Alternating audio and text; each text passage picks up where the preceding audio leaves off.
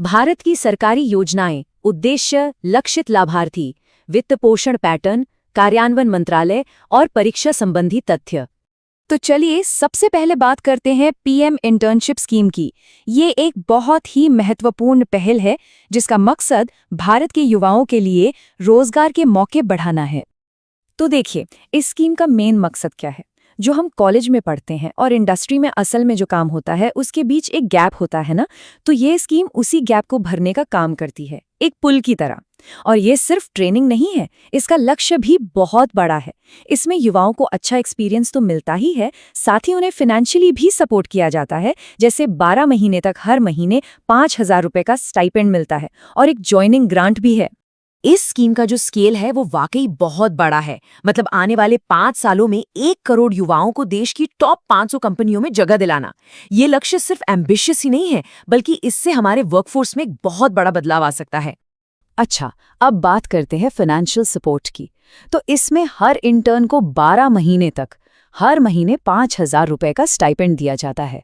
अब ये सिर्फ स्टाइपेंड नहीं है, ये एक बहुत बड़ी मदद है जिससे वो अपने खर्चे मैनेज कर सकते हैं और पूरी तरह से सीखने पर फोकस कर सकते हैं। और हाँ, जो महीने का स्टाइपेंड है उसके अलावा भी कुछ है।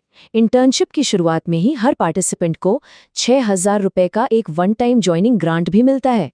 मतलब एक अच्छी शुरुआत के लिए ये एक एक्स्ट्रा सपोर्ट है। तो सवाल ये है कि इस स्कीम के लिए कौन अप्लाई कर सकता है, मतलब एलिजिबिलिटी क्या है। चलिए देखते हैं। सबसे पहले उम्र 21 से 24 साल के बीच होनी चाहिए। दूसरी बात, वो इंसान फुल टाइम नौकरी या पढ़ाई में नहीं होना चाहिए। परिवार की सालाना इनकम 8 लाख से कम हो, ये भी एक शर्त है।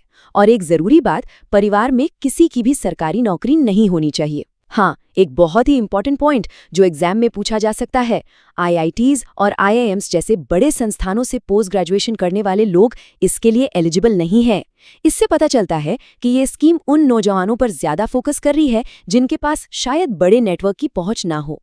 चलिए अब एक बिल्कुल अलग फील्ड की तरफ चलते हैं, साहित्य और क्रिएटिविटी। हमारी अगली स्कीम है पीएम युवा 3.0।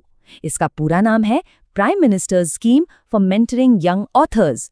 तो पीएम युवा 3.0 का मकसद है भारत की अगली पीढ़ी के टैलेंटेड लेखकों को निखारना, उन्हें सपोर्ट करना।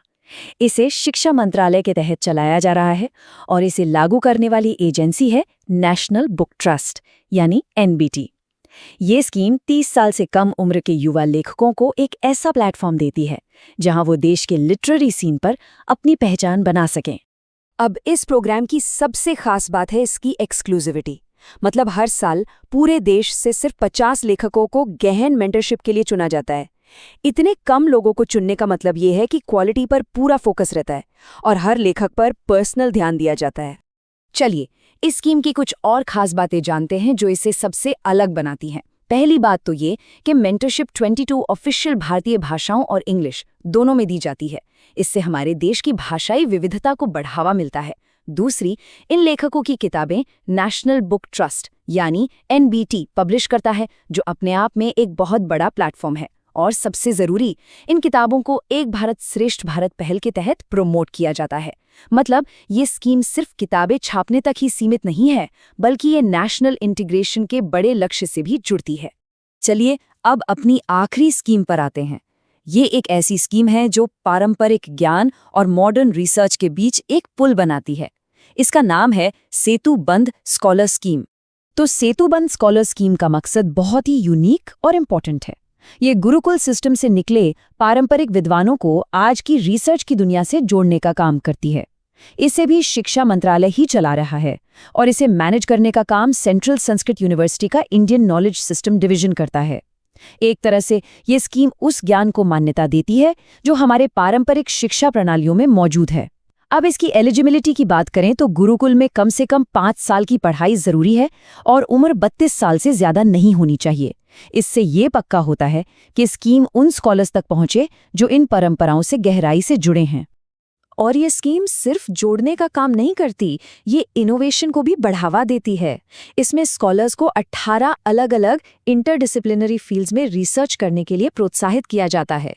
इससे होता ये है कि पारंपरिक ज्ञान और मॉडर्न साइंटिफिक सोच के बीच नए-नए आइडियाज का आदान प्रदान होता है। अच्छा, अब देखते हैं कि इसमें फाइनेंशियल सपोर्ट कैसा है। ये काफी अच्छा है और इसे 2 कैटेगरी में बांटा गया है। पहली कैटेगरी है पोस्ट ग्रेजुएट के बराबर। इसमें स्कॉलर्स को हर महीने 40,000 रुपए की फेलोशिप मिलती है और रिसर्च के लिए साल का 1 लाख रुपए का ग्रांट भी। जो दूसरी कैटेगरी है वो पीएचडी के बराबर है।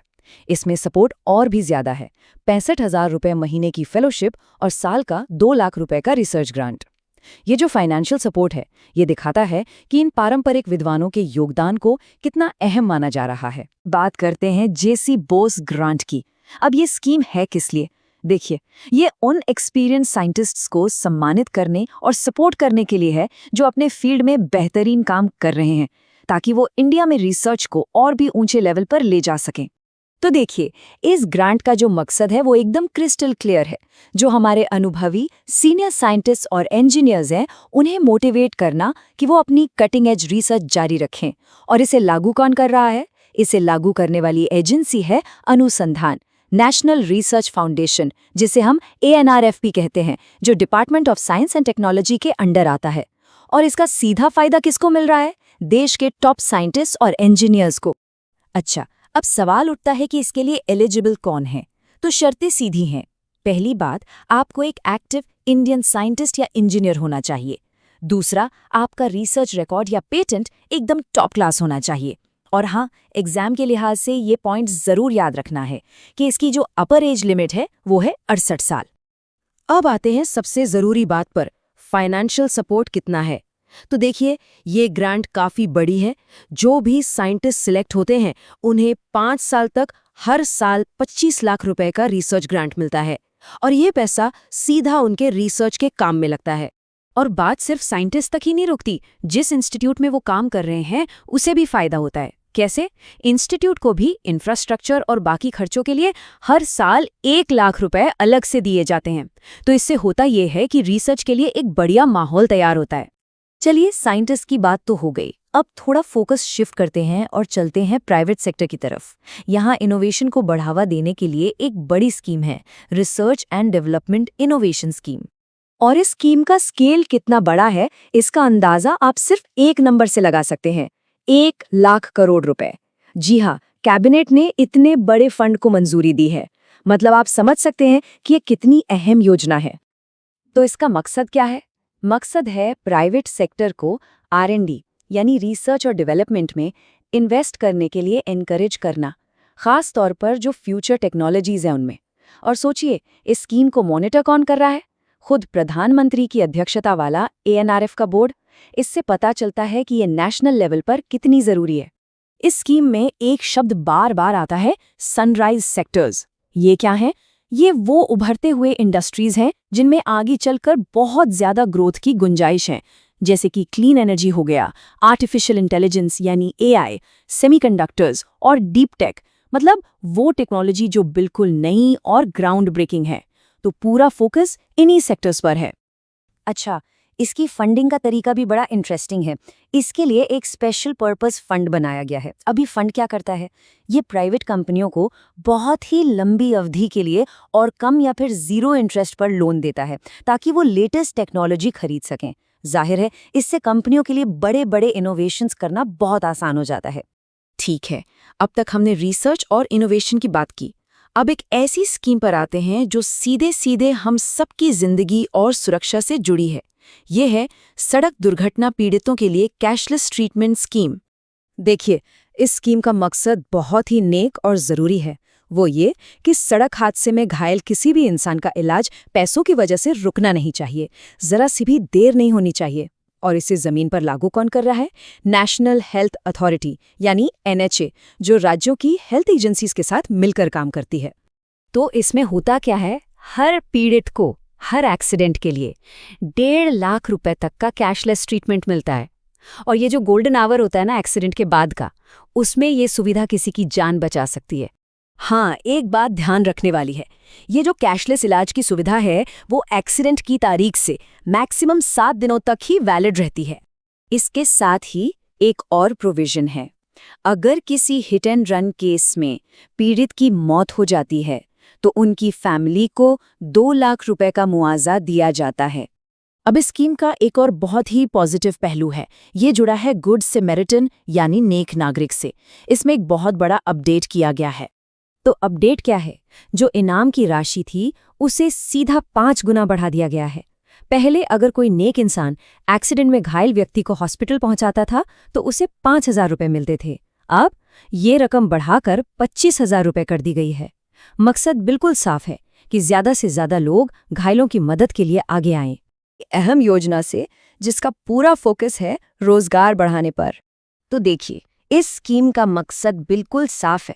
फॉर्मल सेक्टर मतलब पक्की नौकरियों को बढ़ावा देना और जो लोग पहली बार ऐसी नौकरी कर रहे हैं उन्हें सोशल सिक्योरिटी का फायदा दिलाना। वैसे आपको बता दूं, पहले इसे एम्प्लॉयमेंट लिंक्ड इंसेंटिव स्कीम के नाम से भी जाना जाता था। अब ये जो आंकड़े हैं ना, ये परीक्षा के लिहाज से बहुत जरूरी हैं। ध्यान दीजिएगा, मंत्रालय है श्रम और रोजगार मंत्रालय, और बजट कोई छोटा मोटा नहीं, करीब करीब 1 लाख करोड़ रुपए, और लक्ष्य रखा गया है 3.5 करोड़ नई पक्की नौकरियां देने का। इस स्कीम की सबसे खास बात है इसका 2 तरफा फायदा। मतलब ये सिर्फ नौकरी करने वालों के लिए नहीं बल्कि नौकरी देने वालों के लिए भी है। जो नए कर्मचारी हैं उन्हें एक मुश्त सब्सिडी मिलती है। वहीं जो कंपनियां या नियोक्ता नए लोगों को नौकरी पर रखते हैं उन्हें सरकार की तरफ से हर महीने इंसेंटिव दिया जाता है। अच्छा, अब ये जो सब्सिडी कर्मचारी को मिलती है वो एक साथ नहीं मिलती। इसके लिए एक पूरा प्रोसेस है। सब्सिडी किस्तों में दी जाती है और ये इस बात पर निर्भर करता है कि आपने कितने समय तक नौकरी की है और एक फाइनेंशियल लिटरेसी प्रोग्राम भी पूरा किया है या नहीं। और हाँ, नियोक्ताओं के लिए भी कुछ शर्तें हैं। ऐसा नहीं है कि कोई भी इंसेंटिव ले सकता है। उन्हें अपनी कंपनी के साइज के हिसाब से नए लोगों को नौकरी देनी होती है। मतलब छोटी कंपनियों के लिए टारगेट छोटा है और बड़ी कंपनियों को ज्यादा नई भर्तियां करनी पड़ती हैं। चलिए अब आगे बढ़ते हैं और बात करते हैं हमारी दूसरी स्कीम की। ये उन लोगों के लिए है जो विदेश जाकर पढ़ना चाहते हैं। तो इस योजना का जो मुख्य मकसद है वो है समाज के कुछ खास वर्गों के छात्रों को आर्थिक मदद देना ताकि वो विदेश जाकर मास्टर्स या पीएचडी जैसी ऊंची पढ़ाई कर सकें। एक बात यहाँ पर समझना बहुत ज़रूरी है कि ये एक सेंट्रल सेक्टर स्कीम है। अब इसका मतलब क्या हुआ? इसका सीधा सा मतलब है कि इस योजना का 100% खर्चा, पूरा का पूरा पैसा केंद्र सरकार उठाती है। तो फायदा किसे मिलेगा? इस स्कीम के लाभार्थी बहुत साफ तौर पर बताए गए हैं। इनमें अनुसूचित जातियां, विमुक्त घुमंतु जनजातियां, बिना जमीन वाले खेतीहर मजदूर और हमारे पारंपरिक कारीगर शामिल हैं। हाँ, लेकिन इस स्कॉलरशिप के लिए कुछ शर्तें भी हैं। ऐसा नहीं है कि कोई भी अप्लाई कर सकता है। जैसे कि आपकी पिछली डिग्री में कम से कम 60% मार्क्स होने चाहिए, उम्र 35 साल से ज्यादा नहीं होनी चाहिए और परिवार की सालाना आमदनी 8 लाख रुपए से कम होनी चाहिए।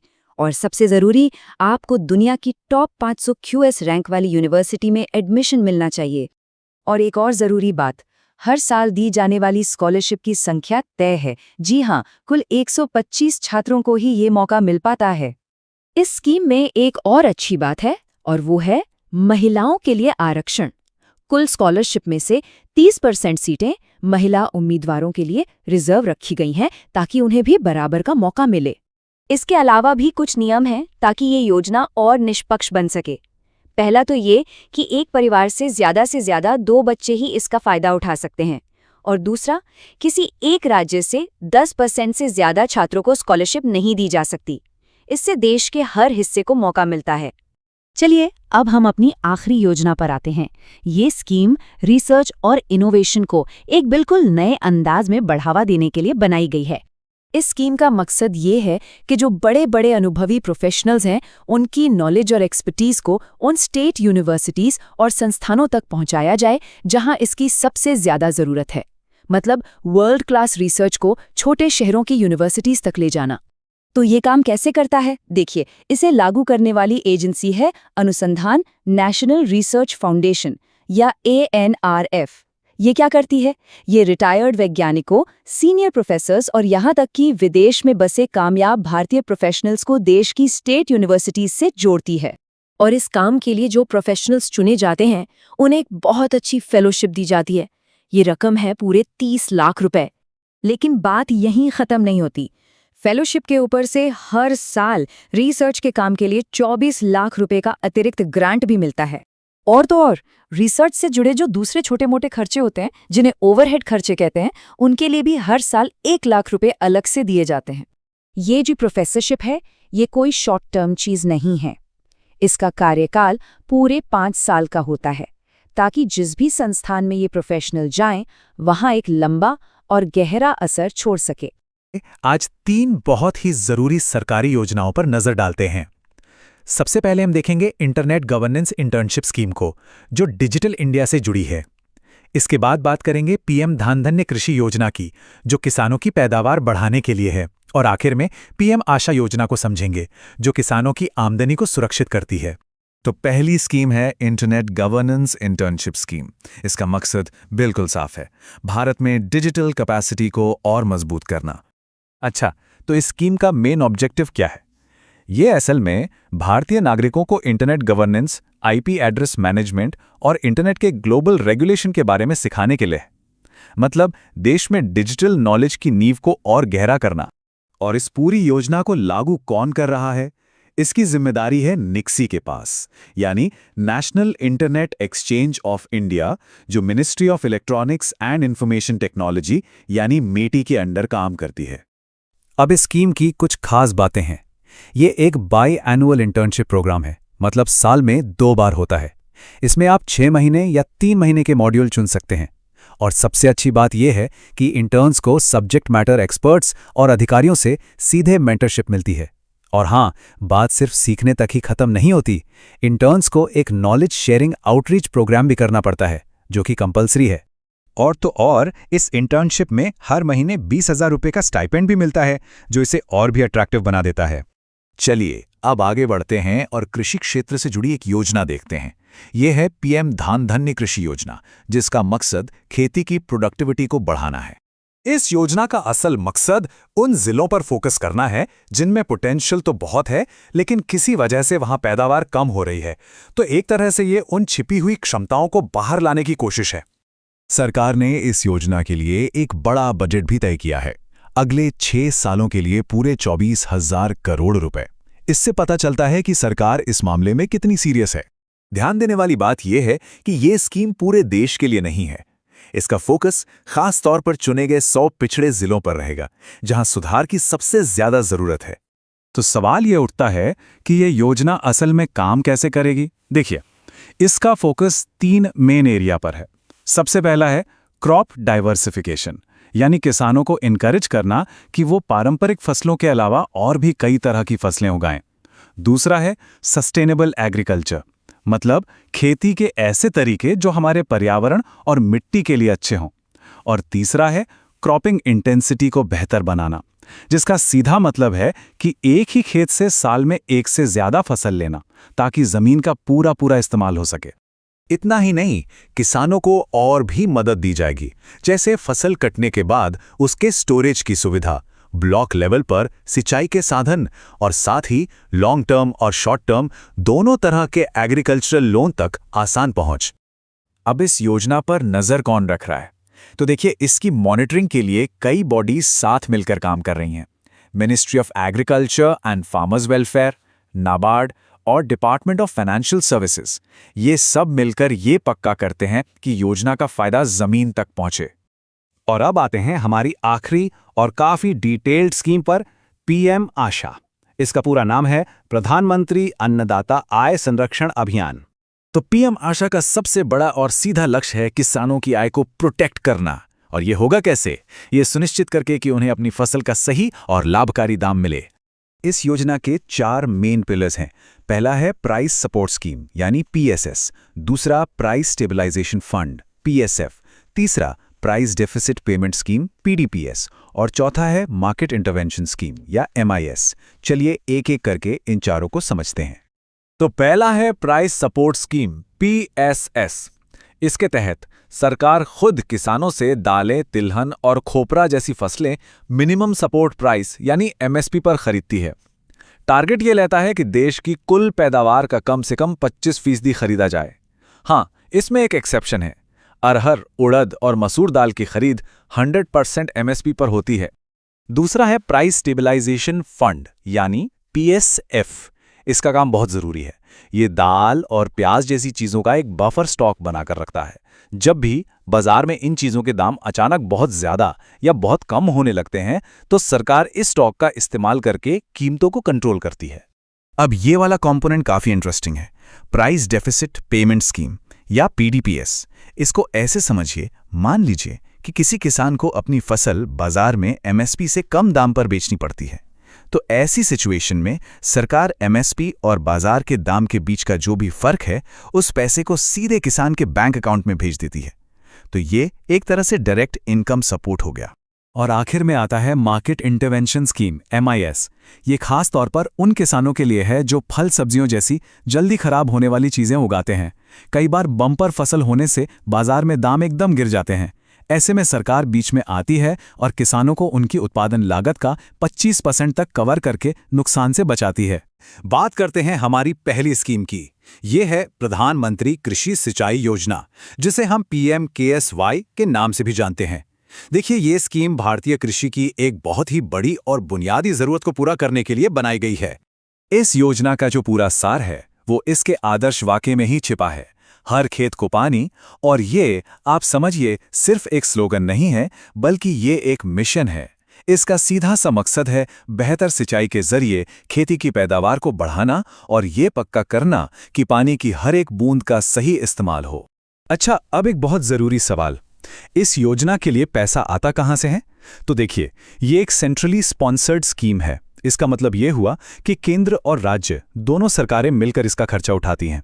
सामान्य राज्यों के लिए यह अनुपात 60-40 का है, यानी 60% केंद्र देगा और 40% राज्य। वहीं पहाड़ी और उत्तर पूर्वी क्षेत्रों के लिए केंद्र 90% तक हिस्सा देता है, जिससे उन इलाकों पर फाइनेंशियल बोझ कम पड़ता है। और हाँ, जहां तक केंद्र शासित प्रदेशों की बात है, वहां 100% फंडिंग सीधे केंद्र सरकार से आती है। तो ठीक है, फंडिंग समझ आ गई, लेकिन ये योजना जमीन पर काम कैसे करती है? इसके ना 4 मुख्य पिलर्स हैं। चलिए एक एक करके देखते हैं। पहला है एक्सेलरेटेड इरिगेशन बेनिफिट प्रोग्राम। इसके तहत जो सालों से अटकी पड़ी सिंचाई परियोजनाएं हैं, उन्हें तेजी से पूरा किया जा रहा है। दूसरा है पर ड्रॉप मोर क्रॉप। इसका फोकस है माइक्रो इरिगेशन पे, जैसे ड्रिप और स्प्रिंकलर सिस्टम। तीसरा है वाटरशेड डेवलपमेंट, जिसमें बारिश के पानी को बचाने और ग्राउंड वाटर को रिचार्ज करने पर जोर दिया जाता है। और चौथा है मॉडर्नाइजेशन सब स्कीम, जिसका काम है सिंचाई में लेटेस्ट टेक्नोलॉजी को लाना। और जो हमने अभी मॉडर्नाइजेशन सब स्कीम की बात की, उसको खास बनाने के लिए उसके लिए अलग से 1600 करोड़ रुपए का एक बड़ा बजट रखा गया है। इसका मकसद है नहरों और पानी के डिस्ट्रीब्यूशन नेटवर्क में IoT यानी इंटरनेट ऑफ थिंग्स और स्केडा जैसी मॉडर्न टेक्नोलॉजीज को जोड़ना, ताकि पानी के इस्तेमाल का एकदम सटीक हिसाब रखा जा सके और बर्बादी को बिल्कुल रोका जा सके। तो जैसे खेतों तक पानी पहुंचाना जरूरी है, बिल्कुल वैसे ही आज के टाइम में लोगों तक डेटा पहुंचाना भी उतना ही जरूरी है। और बस यहीं पर हमारी अगली योजना पिक्चर में आती है, PM वानी, जिसका पूरा नाम है prime minister WiFi access network interface. इसका लक्ष्य बिल्कुल साफ है, पूरे देश में खासकर ग्रामीण और दूर दराज के इलाकों में पब्लिक वाईफाई की पहुंच को आसान और सस्ता बनाना। अब इस पूरे सिस्टम की जो नींव है, जो सबसे जरूरी यूनिट है, वो है पब्लिक डेटा ऑफिस यानी PDO। अब ये PDO क्या है? ये कोई भी छोटी सी दुकान हो सकती है, जैसे एक किराना स्टोर या एक चाय की दुकान जो एक वाईफाई हॉटस्पॉट लगा लेती है, बस वही PDO है। लेकिन एक PDO अकेले काम नहीं करता। PM वानी जो है ना, ये एक 4 लेयर वाले इकोसिस्टम पर काम करता है। आइए समझते हैं। सबसे नीचे यानी ग्राउंड लेवल पर है PDO, जो हॉटस्पॉट लगाता है। फिर उसके ऊपर आता है PDO एग्रीगेटर, जिसका काम है बहुत सारे PDOs को टेक्निकल और बिलिंग सपोर्ट देना। तीसरे नंबर पर है ऐप प्रोवाइडर, जो ऐसे ऐप्स बनाता है जिससे हम जैसे लोग आसानी से वाईफाई हॉटस्पॉट ढूंढ सकें। और सबसे ऊपर इन सब पर नजर रखने के लिए एक सेंट्रल रजिस्ट्री है, जो सभी का रिकॉर्ड मेंटेन करती है। और अब आती है सबसे दिलचस्प बात, और परीक्षा के लिहाज से तो बहुत ही जरूरी तथ्य। PDO खोलने के लिए किसी भी तरह की लाइसेंस फीस या रजिस्ट्रेशन की जरूरत नहीं है। ये एक गेम चेंजर कदम है, समझिए। छोटे दुकानदारों और उद्यमियों को इससे बढ़ावा मिलता है कि वो बिना किसी सरकारी झंझट के इंटरनेट सर्विस प्रोवाइडर बन सके। इससे न सिर्फ रोजगार बढ़ेगा, बल्कि डिजिटल इंडिया मिशन को भी जमीनी स्तर पर जबरदस्त मजबूती मिलेगी। तो डिजिटल हाईवे से आगे बढ़ते हैं और अब बात करते हैं हमारे असली हाईवेज की और उन्हें पर्यावरण के लिए बेहतर बनाने की। इसी के लिए है अगली योजना PM E-ड्राइव। इसका मुख्य उद्देश्य हाईवे पर माल ढुलाई से होने वाले प्रदूषण को कम करना है। इस स्कीम का मकसद बिल्कुल क्रिस्टल क्लियर है। जैसा कि हम यहाँ देख रहे हैं, एक तरफ हैं पारंपरिक ईंधन पर चलने वाले पुराने ट्रक जो बहुत ज्यादा प्रदूषण और उत्सर्जन करते हैं, और दूसरी तरफ हैं इलेक्ट्रिक ट्रक जो ग्रीन मोबिलिटी का प्रतीक है और जिनसे जीरो टेल पाइप एमिशन होता है। तो योजना का लक्ष्य है पुराने ट्रकों को स्क्रैप करके नए इलेक्ट्रिक ट्रकों को अपनाने के लिए प्रोत्साहन देना। तो इसे लागू कौन कर रहा है? ये जिम्मेदारी भारी उद्योग मंत्रालय यानी मिनिस्ट्री ऑफ हैवी इंडस्ट्रीज की है।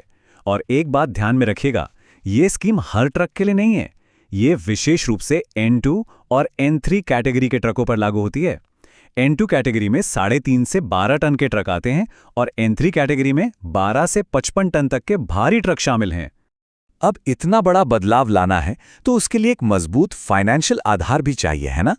इसलिए पीएम ई ड्राइव के तहत खास तौर पर ई ट्रकों को अपनाने के लिए प्रोत्साहन देने हेतु 500 करोड़ रुपए की एक समर्पित राशि तय की गई है। और ये आंकड़ा दिखाता है कि सरकार इस ग्रीन ट्रांजिशन को लेकर कितनी गंभीर है। तो सवाल ये है कि कंपनियों को इससे फायदा क्या होगा? देखिए, सरकार हर पुराने ट्रक को नए ई ट्रक से बदलने पर एक बड़ी सब्सिडी देगी। ये सब्सिडी ट्रक के आकार और क्षमता के आधार पर 2 लाख रुपए से लेकर 9.6 लाख रुपए तक हो सकती है, जो ट्रांसपोर्टरों को इलेक्ट्रिक वाहनों की ज्यादा लागत की भरपाई करने में मदद करेगी। लेकिन इसमें एक शर्त भी है, और ये शर्त इस योजना की गंभीरता को दिखाती है। सरकार ये पक्का करना चाहती है कि ये नए ट्रक लंबे समय तक चलें और भरोसेमंद हों। इसलिए खरीदे जाने वाले हर नए ई ट्रक की बैटरी पे एक कॉम्प्रहेंसिव वारंटी अनिवार्य है, जो कम से कम 5 साल या 5 लाख किलोमीटर तक की कवरेज दे।